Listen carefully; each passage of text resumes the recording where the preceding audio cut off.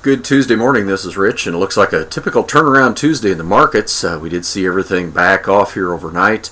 The corn market did start to back off into the close late yesterday, while soybeans made a new contract high into the close yesterday, but both ended up trading a little lower here this evening, or in the evening hours. In fact, beans did make a new contract high again, a November contract at 14.52.5 before settling back down 8.5 cents at 14.38.5 here this morning.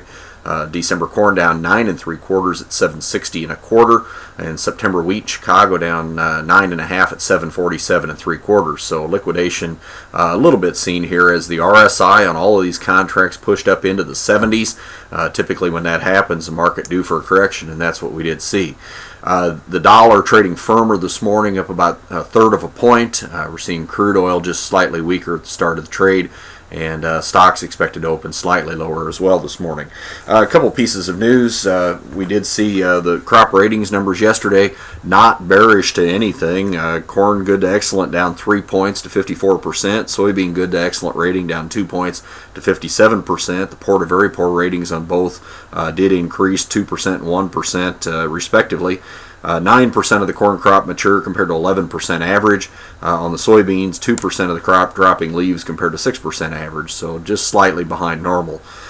Some of the key states that saw some drops: Minnesota down 6 points and good to excellent rating on corn. Iowa down 4 points on corn, good to excellent rating. On the soybean side, Tennessee down 11 points, Kentucky down 7, South Dakota down 6, and Minnesota down 5. So big drops in all of those states. Spring wheat harvest 50% complete compared to 71%, so still continues to be way behind normal. Farm Futures Magazine did drop their corn yield by down to 146 bushel an acre. That's down 3.1 bushel from their last estimate, and they dropped their bean yield about a half a bushel down to 41.1. Now we're kind of racing, it looks like, to see who can come up with the lowest numbers. One other piece of important news: Brazil is said to be cutting its percent of ethanol in gasoline from 25 down to 20% effective on October the 1st.